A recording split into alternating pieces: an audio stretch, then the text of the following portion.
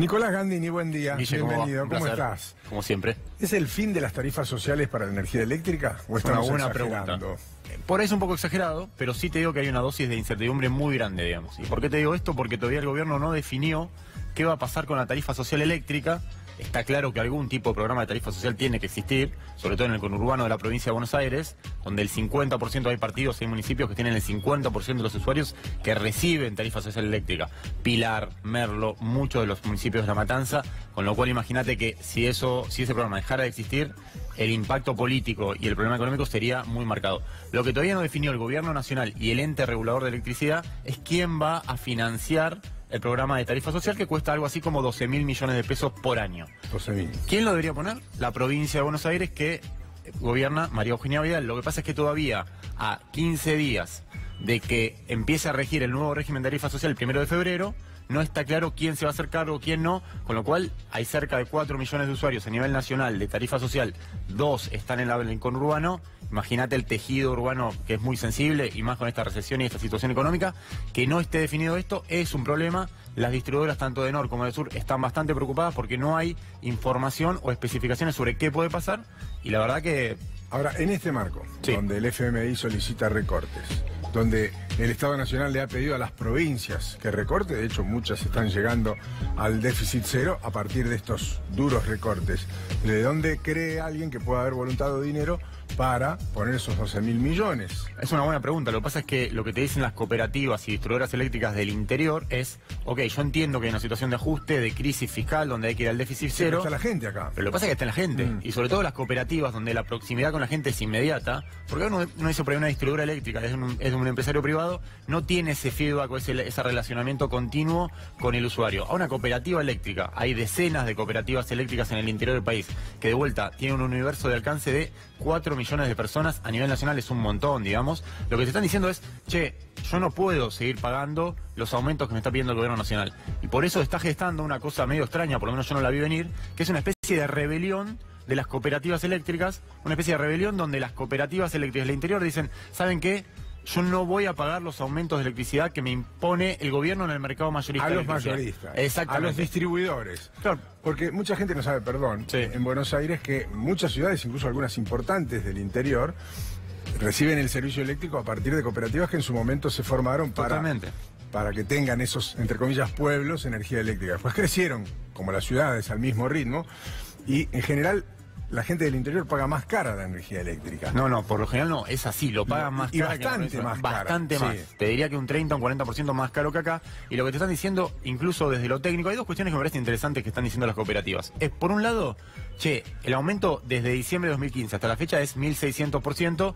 Se entiende que había un atraso tarifario muy marcado. Lo que pasa es que seguir sobre ese 1.600%, meterle un aumento del 55% ponderado en todo el año 2019 es fuerte, con lo cual las cooperativas dicen, nosotros tenemos muy claro el humor social y no podemos trasladar eso porque la gente no lo va a Sí, poder además pagar. a ellos les tocan el timbre. Por eso. A diferencia de las grandes empresas en las grandes ciudades donde no hay contacto prácticamente. Exactamente. Ni telefónico ya. No, ahí Con las compañías allá se conoce la Totalmente, además que pensá que la Conoces al cooperativa... presidente de la cooperativa. Lo conocés, Sí. lo usás por la calle, Sí. te presta servicios no solo eléctricos, sino también otro tipo de servicios. Entonces, la proximidad es muy, muy cercana. Y hay un tema que me parece muy central en todo esto, y lo empezamos a hablar, te diría ya hace como 2 o 3 años, cuando se veía venir un aumento de tarifas, que yo en algún punto sostenía o defendía en algún punto, sobre todo con relación a de Norte y de Sur, porque había un atraso de 15 años de tarifas congeladas. En ese momento decíamos, che, ojo, ok, hay que actualizar o aumentar las tarifas porque venían muy desfasados con la inflación. Ahora, hay que tratar de cuidar a aquel que menos poder adquisitivo tiene, a aquel que más le cuesta, con algún tipo de medida.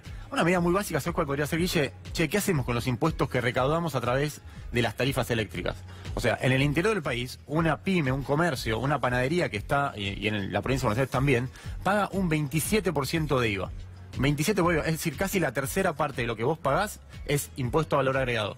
Ahora, si uno parte de la base de que el servicio eléctrico es un bien esencial, es un servicio esencial, por ahí debería corresponderle el régimen que tiene el pan, que tiene la leche, que paga un 10,5. Sí, estamos en el año 2019, digamos, la energía eléctrica es el pan y la leche, Y es lo mismo. Es que en algún punto sí. Claro Digo, que sí. cuando uno ve cantidad de comercios cerrados porque no pueden pagar la tarifa eléctrica, en parte es no solo porque no pueden cubrir el costo de electricidad, que uno lo entiende y es discutible por otro lado. Ahora, si a eso encima le pones un 27% de IVA, ni siquiera un 21%, que es lo que pagan la mayoría de los bienes y servicios, sino un 27% a una pyme, a un comercio, Ahí es donde me cuesta más defender la actitud del gobierno, digamos. Ya hablamos de la nafta, ya, inmediatamente, pero y si bien no tienen que ver una cosa con la otra, o no los podemos fusionar, también es cierto que a la hora de afrontar los gastos, mañana mismo va a aumentar el transporte. El mínimo pasa de 13 a 15 pesos, va a llegar a 18. Te vas a pagar más el subte, esto en el caso de los colectivos, que vas a pagar más el subte, que vas a pagar más de gas, que vas a pagar más de agua, que vas a pagar más de energía eléctrica, que estás pagando más de peaje, que las expensas van a aumentar un 35%. Si sos de los argentinos que tienen la suerte de tener medicina prepaga, lo vas a pagar 5% más. Digamos, se te hace gordo. Es complicado. Se te hace muy gordo.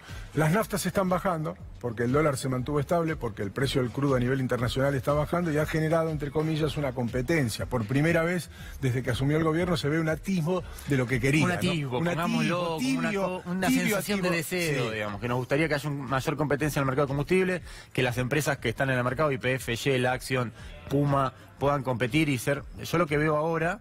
con este anuncio de las empresas petroleras de bajar un 1, un 1,7%, un 0,7% en el caso de Shell, es, si se quiere, empezar a establecer esta idea de competencia. Hay que ver si en los próximos meses se traslada y se mantiene esta discusión, en la medida que si el precio del crudo baja a nivel internacional, si el precio del petróleo baja, acá también bajan las naftas. Es difícil que eso pase, es un tema largo para hablar, pero te digo, ¿cuál fue la decisión que se tomó? Primer mes del año, enero, el precio del petróleo bajó en diciembre fuerte, ahora volvió a rebotar, con lo cual en febrero, que no te extrañe que vaya a un breve aumento tampoco de vuelta de las naftas y gasoil, pero en el primer mes del año lo que quiso buscar el gobierno y las principales empresas del sector es dar una señal en la medida que si el precio internacional del petróleo baja, acá también baje, aunque fue un 1%, claro, primero te el promedio. Claro. Sacudieron un 10, un 8, un 7 y después bajaron 1. Sí, lo que pasa es que también esto de vuelta queda medio lejos de la gente, pero hay empresas petroleras que el año pasado perdieron mucha plata. Shell, por ejemplo, llegó a perder 30 millones de dólares por mes. Alguien me dice, che, pero pará, me aumentaron una banda. Pierde. Claro, pierde. Y la gente... bueno, exactamente, esa es la lectura. Rockefeller decía, un buen negocio es una petrolera bien administrada. Bueno, ok. ¿No? ¿Y un mal negocio? Y un buen negocio también es una petrolera mal administrada. Bueno, es cierto, está bien, está establecido eso. Lo que pasa es que si vos tenés... ¿Cuáles son los dos mejores negocios, decía él? Una petrolera bien administrada. Y el segundo mejor negocio, una petrolera mal administrada. Sí. Ok. Bueno, puede ser, eso es cierto en algún punto, pero lo que también pasa es que si esta situación donde tenés una falta de inversión en el sector de refinación y se mantiene, bueno, también vas a tener menos producto, menos gasoil, sobre todo en el agro. Acordate, el año pasado, cuando tenías este desfasaje, empezó a faltar gasoil en el sector del agro, en el sector mayorista, justamente por hoy, porque la petrolera no quiere vender combustible, pese a que aumenta. Por eso es un tema largo para hablar, pero bueno, tratamos de... Sí, podemos encontrarle una solución. Si les resulta un mal negocio, que nos la dejen a nosotros dos, que la no sé qué haríamos mal, nosotros dos. Si pierden plata, ¿para qué la quieren? Seguramente muy mal, pero bueno, nosotros. Quizás ganaríamos plata también. Algo podríamos hacer. Gracias, Nico. Un placer. Hablamos de deportes.